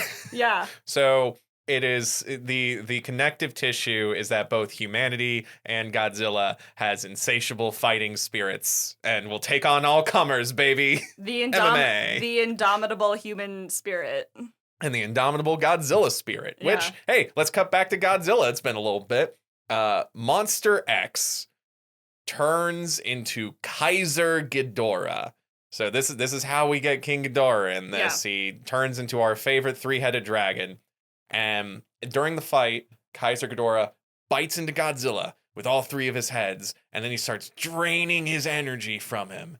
And so on the Gotengo, Ozaki suddenly, somehow transfers his infinity energy he gets from his racial Kaiser heritage and fires it into Godzilla, supercharging him. What the fuck? And then Godzilla throws Kaiser Ghidorah in the air and fires off his trademark supercharged spiral atomic breath, the one that's like red and yellow and has the spirals on it whenever he gets supercharged. And he blows up Kaiser Ghidorah in the air. Yeah! By the way, when everybody was getting on the Gotengo, some of the humans converged with the like fighting humans. Oh yeah, and literally all they said was like, we somehow managed to escape on our own. I'm just like, that's the fucking summary of this movie, is like, well, it just happened because we needed it to happen. Yeah, all the humans who were kidnapped by the Zillions and like the UN Secretary General and Commander Namikawa, they're alive apparently, and they're literally like, yeah, we're somehow alive, we somehow broke out. I hate it. And then he somehow was able to lend his energy to God's. I hate. Carry on. And then because the other thing I hate the most is about to happen. Godzilla turns around and he fires at the Kotengo because he's been laser focused on fighting the Kotengo so much that he went on a fighting around the world tour. And so the Kotengo crashes. All the humans come out. They're facing Godzilla. Godzilla's looking down at them. He's about to kill them. And then Manila shows up. And the grandpa in the bear pelt comes up and he points his hunting rifle at Godzilla, and then his grandson gets in front of him. Well, of course he does, because Ozaki's got his fucking pistol pointed at Godzilla too, and I'm like, what is the point of this, guys? Come on. They're ready. So the grandpa's pointing his gun at Godzilla, and his grandson gets in front of him and spreads his arms out like, hey, don't shoot. Yeah. And it's very funny because he's a small child. He's he's like underneath the rifle. Yeah, the rifle's pointed up. The at rifle Godzilla. is like 2 feet on top of his head. Not that it's safe, but still. But the reason we have that is because then we have the rotating shot of Kenta standing in front, air quotes, in front of the rifle. And then we rotate around to see Manila standing in front. Who's now huge. Manila figured out how to turn big. Yeah. Which Manila has that ability. Remember All Monsters Attack, the great movie?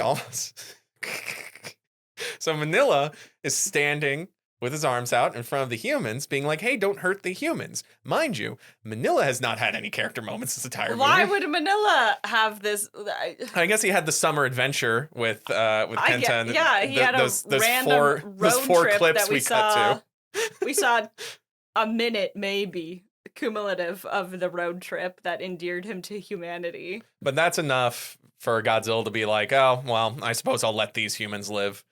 And then Godzilla and Manila swim out into the sun. Because the movie needed to end. Yeah, the movie needed to end. And Godzilla turns toward the camera and lets loose his Skreonk.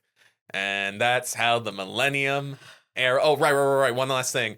Ozaki, like Dr. Miyuki comes up to Ozaki, and Dr. Miyuki says something along the lines of like, well, that was our final war. And Ozaki is like, well, we have more wars ahead of us. Why? With whom? What? Why? With Godzilla? Such a weird...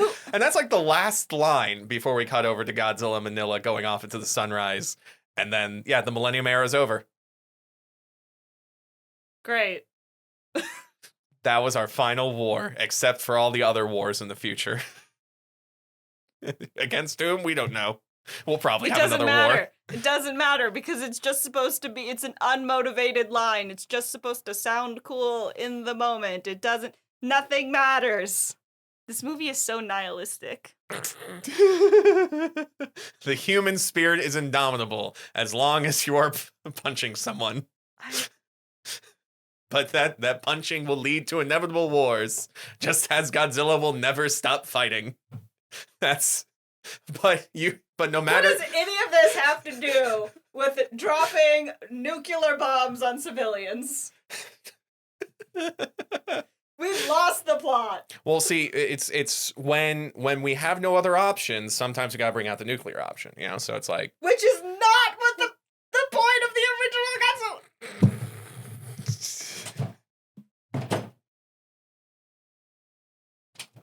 So I need to tell you something. This might improve your mood. Doesn't improve my mood because my mood's great. Yeah. I'm just comically upset at this movie. No, so... I think this movie's great. I had a great time with it. It was a box office bomb. Of course it was. It had a budget of around 19 million, and it only grossed around like 9 or 12 million at the box office. So it was the least attended Godzilla film since Terror of Mechagodzilla. Damn. Yeah. And you know what other movies came out during this time that beat out its box office? Mean Girls? No. Well, did Mean Girls come out in 2004? Yeah. I told you this at the top of the episode when we were talking about the racist... Well, sorry, I took that as the aughts. I didn't. Anyway, no, specifically in my research, I found these two movies cited as like getting a better box office than this movie. Howl's Moving Castle and The Incredibles. Great films, both of them. So historical context. You know what those films have that this movie doesn't? Huh. Coherence. It's so, I don't know. You see this movie and it's like, oh, the human characters They can be mutants. They can fight the giant monsters head on. They can have motorcycle duels. It's like, oh, we've opened the realm of possibilities for our movie franchise that is already about giant monsters. And this movie is also a shining example of trying to do too much at once. I'm not saying that this film does not have some of its charms, but it does not make sense in so many ways. And unfortunately, at the end of the day, and it is something I do look for in my movies. To make some kind of sense. To make some kind of sense. I think I'm just so enamored by Captain Gordon, the closest we will ever get to Astronaut Glenn returning to the Godzilla franchise. I loved Captain Gordon. Even when he aura farmed for no reason. Well, do you need a reason to aura farm? The aura itself is the I reason. like things to make. I want motivations and movements to make sense. I think you can have something that is very over the top and stylized, and for it to still be like motivated.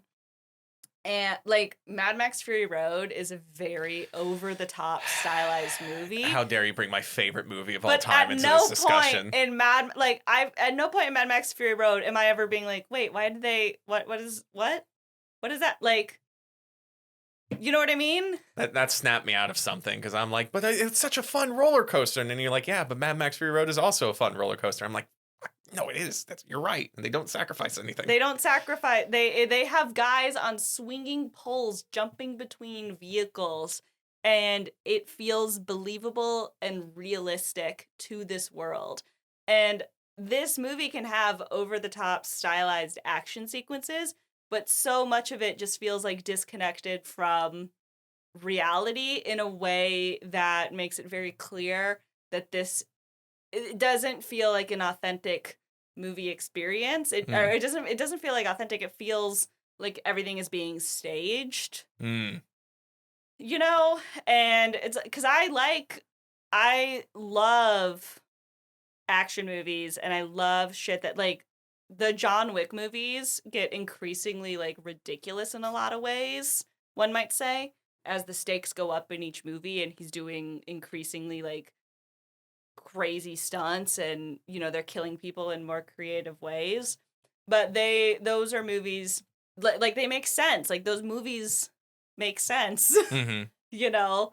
And this movie just had a lot of things happen that was like because we want it to happen.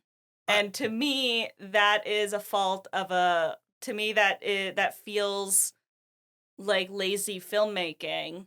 Because there are so many movies that do crazy, over-the-top, stylistic things, and it doesn't feel like, well, we wanted it to happen. Well, we've talked in the bonus episode on our Ko-fi. You subscribe to our Ko-fi for bonus episodes. We talk about Pacific Rim, and we talk about the sword arm thing, and I'm like, it fucking rips. It doesn't take me out of it. This has what could be sword arm moments all over the place that felt more like, what the fuck? They're just going to teleport in and kill everybody except the heroes because we don't want the movie to end yet? Wait a minute. The Mothra amulet is good against brainwashing? What? I don't know. I find this movie so refreshing after all the movies we watched of the Millennium era. Because as I said, the Millennium era... it definitely felt different. Yeah, the Millennium era is largely a response to the 1998 Godzilla. I'll say I wasn't bored. Yeah. You know, Godzilla 2000, Godzilla vs. Megaguirus was very basic, you know, like by-the-book Godzilla to the point where we were bored. Yeah. And then the Kiryu saga was like, okay, we're doing something cool, but we're not going to deliver on it. Like, it's the Kiryu saga is one great movie split up into two all-right movies. Yeah. You know, and GMK went against the Godzilla formula, and we had a really great time with it. And I think Final Wars being like, screw it. We're going to go fully stylistic, full action. We're going to bring back a bunch of the kaiju. But I think they brought back too many kaiju. And I think you're right. There is a lot of like connective tissue doesn't work. I think, though, it's like the mission that they were going with, the characters of Kazama, Ozaki, Captain Gordon, Miyuki, they like those characters, they put them in there, and especially the controller. Mm-hmm. It's like we have a very clear idea. He was charismatic as fuck. The controller, like, the controller's so good. Ripped. I think my thing with this movie is that the entire time I was watching this movie, I was thinking the Wachowskis would have made this a version of this movie that I would have liked. Because the Wachowskis did Matrix, they did Speed Racer, they did Jupiter Ascending. Jupiter Ascending is not a good movie, but I love it.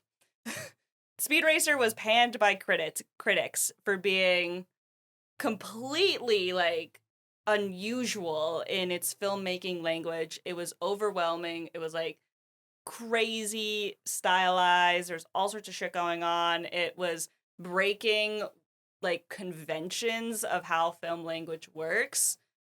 And The Matrix, obviously, we've talked about how this movie has a lot of homages to it. So Yeah. I think that the Wachowskis, this feels like somebody trying to make a Wachowski movie via Godzilla and not quite pulling it off. And that is, to me, maybe because it is so similar to something that I would have really liked, but for me it didn't really work. And perhaps that is why I'm a little bit harsher on it. Well, I'll say this. Do you think the Wachowskis could have made a better movie in a year? Because that's another running theme that we keep hitting up. They need to stop making these movies in a year. Exactly. And after this, they stop the yearly Godzilla releases. This is the last era where we have Suitmation, except for the short films they do for G-Fest.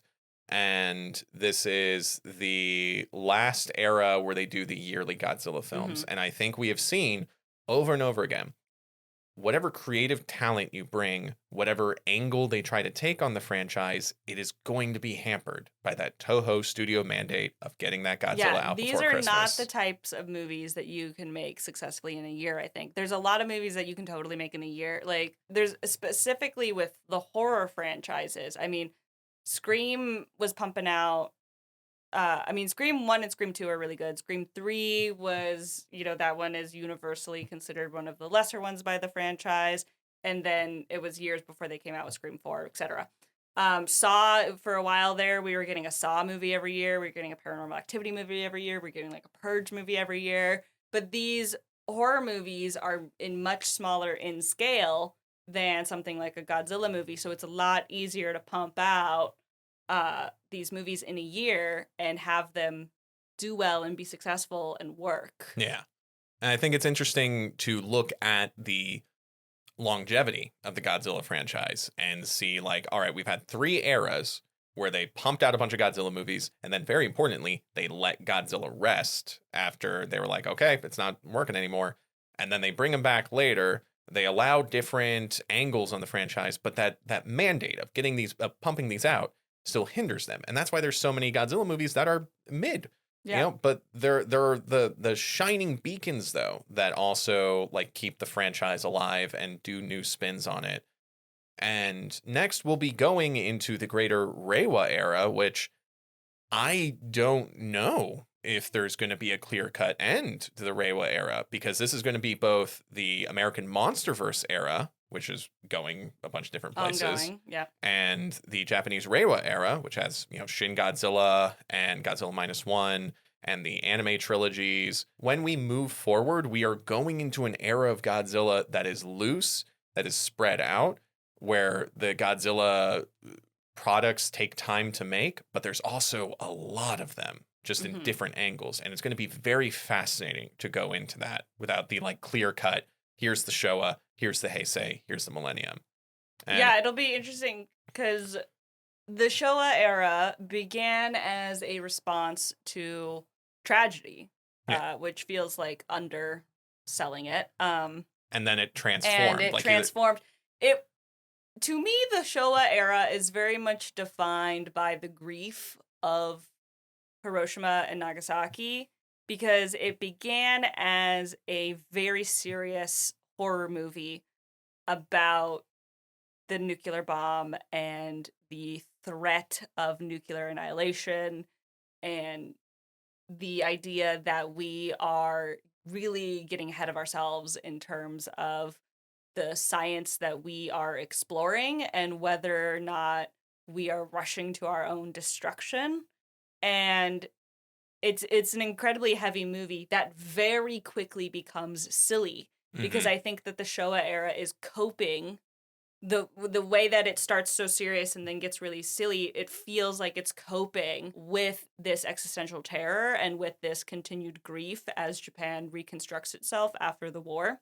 And part of how it processes all of that, I think, is to make it silly and to make it something that is less threatening than what it really started as. And then the Heisei era feels very nostalgic for Showa because it's made by a lot of filmmakers that grew up on the Showa era, and yet the Heisei era is very confused in a lot of ways because it doesn't always know what it's exactly trying to say, you know? And so it's a very interesting sort of era because you have all of these filmmakers who are clearly influenced by the original Godzilla movies, and yet they don't have a lot to say about what's going on in their current world.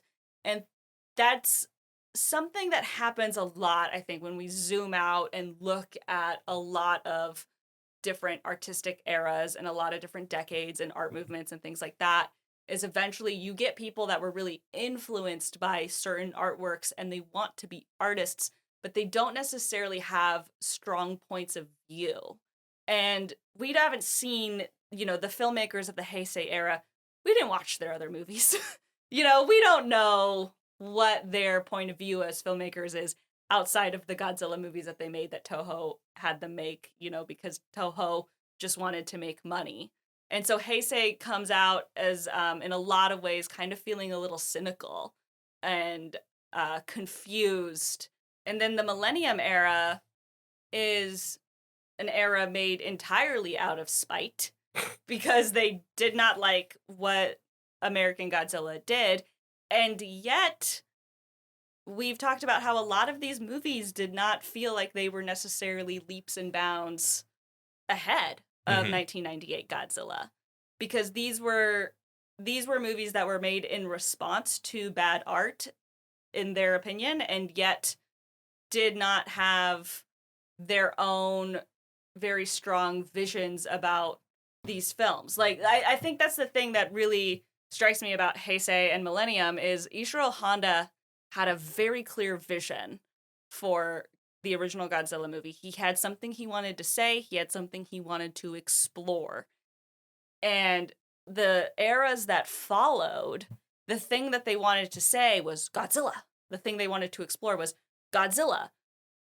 But very rarely did they ever get too far into something that was a conviction. The conviction of the original Godzilla movie is very rarely seen in movies following it. There's a few movies that we were like, yes, this movie had a lot of conviction, it had a lot of confidence, and it knew exactly what it was saying and doing, and it was taking Godzilla to like another level. And there's not a lot of movies that actually did, because they were treating Godzilla as just this like pop culture figure more than anything else.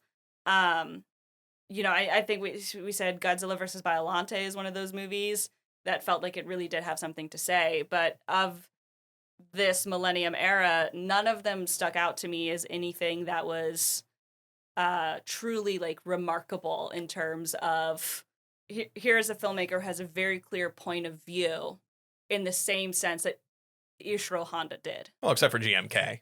Yeah, I mean, except for GMK. Sorry, I forgot about GMK. GMK was the only one that really had like anything to say. And I think it's interesting that these eras will have, multiple, like several movies, and there'll be like one or two in the whole thing where I'm like, that movie was worth it. And the other ones are just like, it felt like you were just making this to make money, to retain relevance, and that this film did not actually have a lot of like oomph behind it, which is really interesting because now, I mean, spoilers, of course, I've saw Godzilla -1 before the podcast ever started, and as you know, we time traveled. Shin Godzilla was released in theaters, so I have seen it.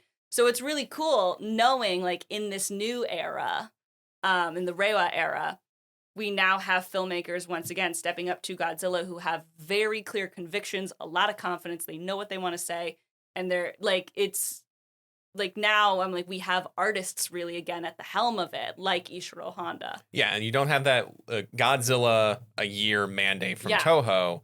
they have control over Godzilla because they don't want another 1998. But at the same time, it's like they're taking Godzilla in the Reiwa era in a lot of different directions. Yeah. Some good, some bad. But at the very least, we are now getting into that, like, all right, let's take a bunch of spins on Godzilla. Yeah. And I think it will be very interesting to see. So before we go into the next movie we're going to watch, Kayla, what would you rate Godzilla Final Wars? I don't know, because I really...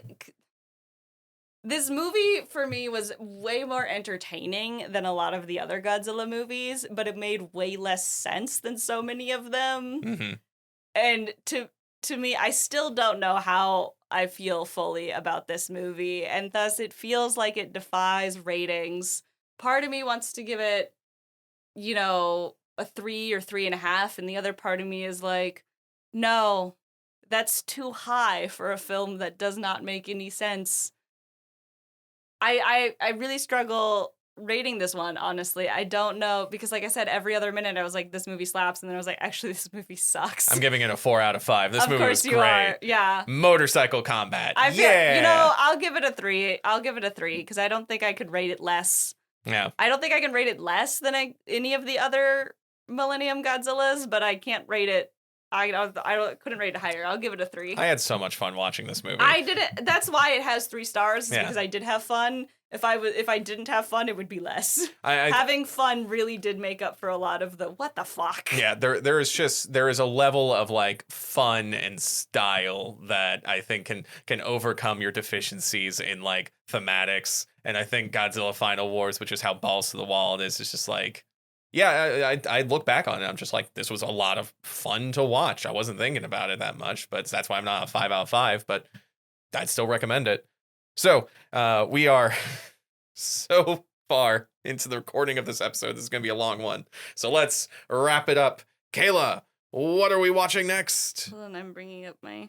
We're beginning the Monsterverse, folks. 10 years after Godzilla Final Wars, we're bringing back Godzilla to the States. Next, we'll be watching Godzilla 2014. Watch the English version. It's an American movie. Ah. If you liked this podcast, be sure to subscribe, give us a rating, leave a comment, and share with a friend. Follow us on social media. We got the links in the show notes. We also have a Ko-fi. You can support us there and get access to cool bonus content like extra episodes and access to the private Discord, where you can talk with other geeks about Godzilla and all things Digital Kaiju. Check it out. Gorilla Whale is a production of Digital Kaiju Studios. It is hosted and produced by Kevin Carpenter and Kayla Knutson.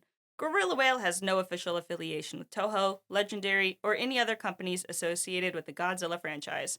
We thank you for watching along with us. Until next time, watch out for kaiju. Watch out for kaiju.